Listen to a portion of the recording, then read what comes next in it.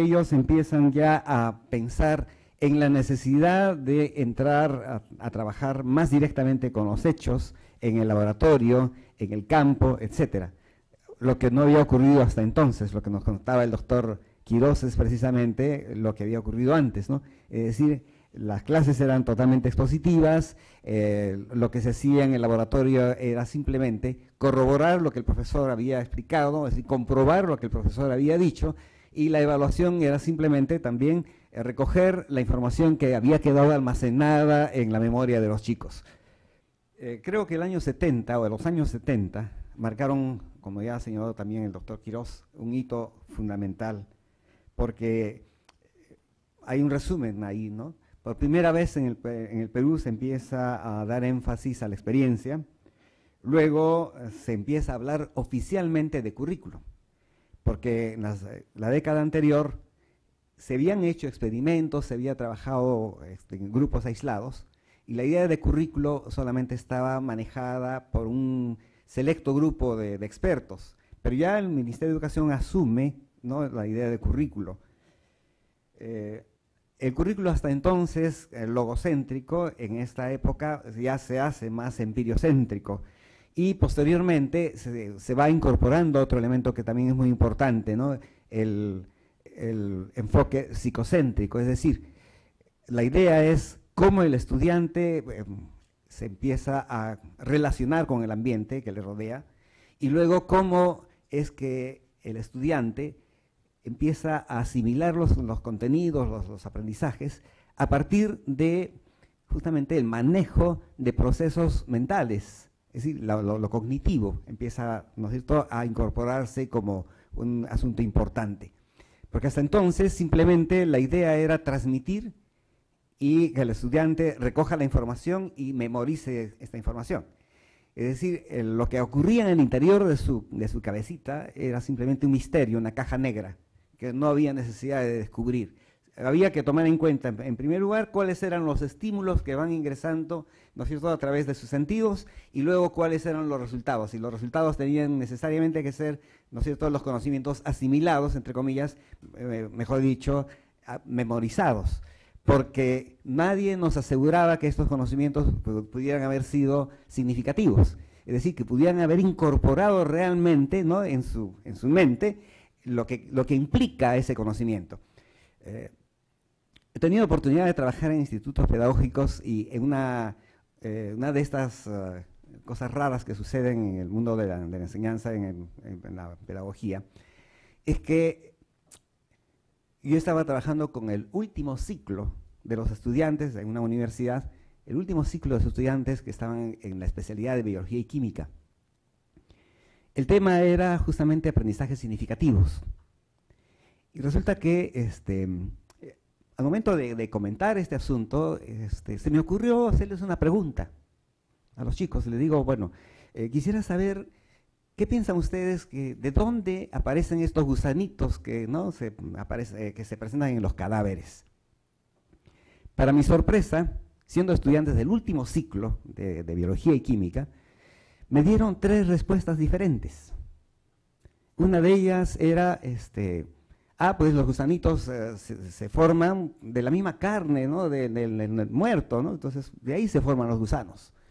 Otro por ahí me dijo, no, son los microbios, ¿no es cierto?, que luego se transforman en gusanos.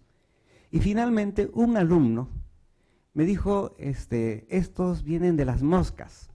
Todo el resto, lógicamente, como era el único que había contestado a esto, todo el resto se rió de él. Bueno, preocupado por esto, les encargué que averigüen, indaguen, pregunten. En la clase siguiente vienen muy contentos, me dicen, profesor, ya tenemos la respuesta. ¿Sí? ¿Cuál es? Los gusanitos vienen justamente de la transformación de la carne en gusanos. Y le digo, ¿y dónde han averiguado esto? Y me dicen, le hemos preguntado a la profesora de citología de la universidad. Entonces, me doy cuenta que probablemente la profesora de citología se había centrado tanto en su tema que se había olvidado lo que aprendió, ¿no es cierto?, de genética. Entonces, evidentemente, esto implicaba que los aprendizajes no siempre, ¿no?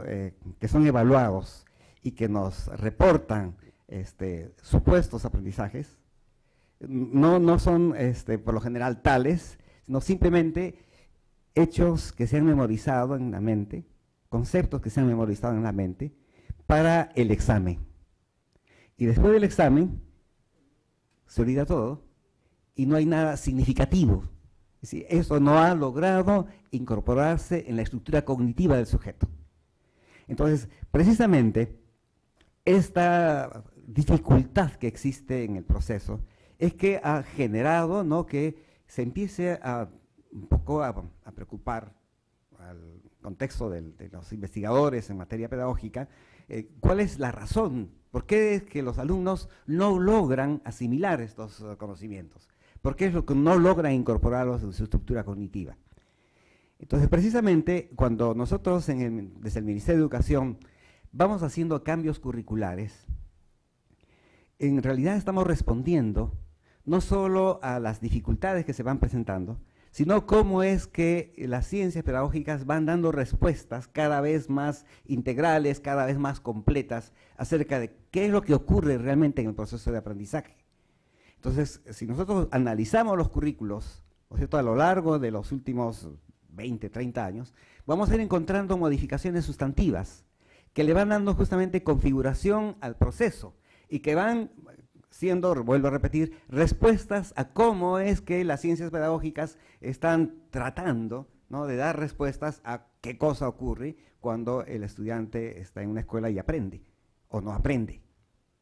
Precisamente en los 70s se pensó que la respuesta al problema del aprendizaje podría ser justamente que los estudiantes tengan las experiencias, ¿no?, para poder asimilar los conocimientos, es decir, que tengan el contacto con los hechos y que luego de este contacto con los hechos pudiesen ellos asimilar los conocimientos, ¿no?, pero regidos por un proceso que era el de la metodología científica.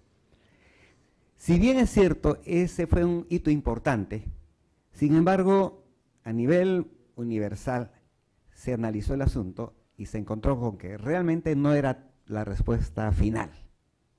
Tampoco en este momento es probable que haya respuestas finales. Pero justamente el análisis, ¿no es cierto?, del currículo nos permite verificar que hay, pues, elementos que justamente están puestos ahí en el currículo para que los profesores realicen el trabajo y luego ellos evidentemente tendrán que, en su contacto con los estudiantes, ¿no?, ir consiguiendo que sus alumnos aprendan. Si nosotros vemos un poco lo que estoy presentando al frente, van a percatarse que el objetivo planteado en el currículo de los 70 está centrado expresamente en el proceso, en los procesos de la metodología científica. Y que los conocimientos podrían ser un pretexto para que estos procesos se desarrollen. Entonces, por ejemplo, si dice formula predicciones e hipótesis sobre los fenómenos observados y comprobarlos, formular predicciones e hipótesis sobre los fenómenos observados y comprobarlos utilizando modelos y realizando experimentos. Supuestamente estos procesos de la metodología científica podrían lograrse con cualquier contenido. Podrían ser estos que estaban en el currículum o podrían ser otros. Lo importante es era que los estudiantes pudiesen realizar justamente esas formulaciones de predicciones y luego comprobar, ¿no es cierto?, experimentalmente en los hechos lo que habían planteado como hipótesis. Repito, los conocimientos podrían ser estos u otros. Ese planteamiento justamente fue, digamos, la dificultad fundamental para que los estudiantes pudiesen aprender. Lamentablemente ocurre otro fenómeno en nuestro país y es la oposición radical de los maestros organizados a través de sus sindicatos a la reforma de la educación.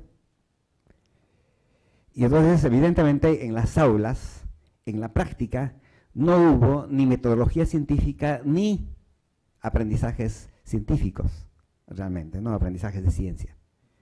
Y simplemente porque los profesores seguían haciendo lo que habían hecho siempre, es decir, transmitir los conocimientos a los estudiantes, ¿no? Elaborados, procesados por ellos, y luego puestos al frente, ¿no? En la pizarra, bueno, etcétera, ¿no? En este otro objetivo también podemos nosotros apreciar lo que había mencionado antes, ¿no? El objetivo es observar, clasificar y medir seres, objetos y fenómenos, así como sus relaciones espaciotemporales, y comunicar los resultados. Si ustedes observan al frente, pueden ser estos u otros conocimientos los que puedan dar cuenta, ¿no es cierto?, y ser utilizados para lograr este propósito, ¿no?, este objetivo.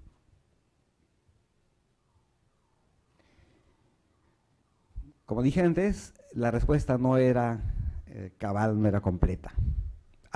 Se había avanzado de una manera importante, pero las investigaciones realizadas por esa época nos dan cuenta de que había una concepción que Ausubel califica de ingenua, como premisa, de que podía realmente el estudiante asimilar los conocimientos a partir de simplemente, ¿no?, realizar los procesos de la metodología científica y luego asimilarlos.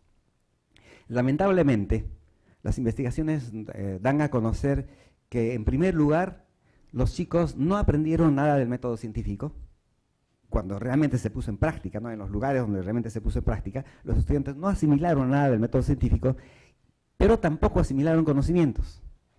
Entonces, en buena cuenta, se podría decir, ¿no?, hubo una gran pérdida, ¿no?, en relación con los procesos de aprendizaje. Esto, para los expertos, implica la idea de regresar un poco a los métodos anteriores, a los métodos expositivos, pensando que esta no había sido la solución, que había sido un fracaso, bueno, etc. En el Perú ocurre esto en los años 80, cuando entra un nuevo gobierno, hace una evaluación de los estudiantes, pero una evaluación centrada estrictamente en conocimientos. Y claro, los chicos no habían asimilado conocimientos. El énfasis se había puesto más en los procesos de la metodología científica, en los lugares donde realmente se puso en práctica el currículo, y no hubo mejora en la calidad, digamos, de los aprendizajes de los chicos. Por lo tanto, se decide no dejar de lado todo lo que se había avanzado en la reforma y prácticamente se plantea un modelo ligeramente distinto al que existía antes. Es decir, no se deja de lado totalmente los procesos de la metodología científica, pero se incorporan los conocimientos y se ensamblan, ¿no es cierto?, los objetivos, haciendo referencia tanto a los procesos de la metodología científica cuanto a los conocimientos que deberían de aprenderse con esos procesos. Bueno, en el mundo, diversas investigaciones, autores, etcétera, van haciendo afirmaciones, ¿no?, que justamente nos van explicando qué había pasado realmente con los aprendizajes y que pues, sirvieron también de base para que los que replantearon el currículo entonces tuviesen suficientes elementos de juicio como para retornar al pasado, no del todo, pero de alguna manera era un regreso, ¿no?, a lo que había pasado 20 años atrás. Sin duda alguna, la formulación de la metodología científica tiene una concepción inductivista, ¿no?, es decir, los chicos a partir de los hechos, ¿no?, van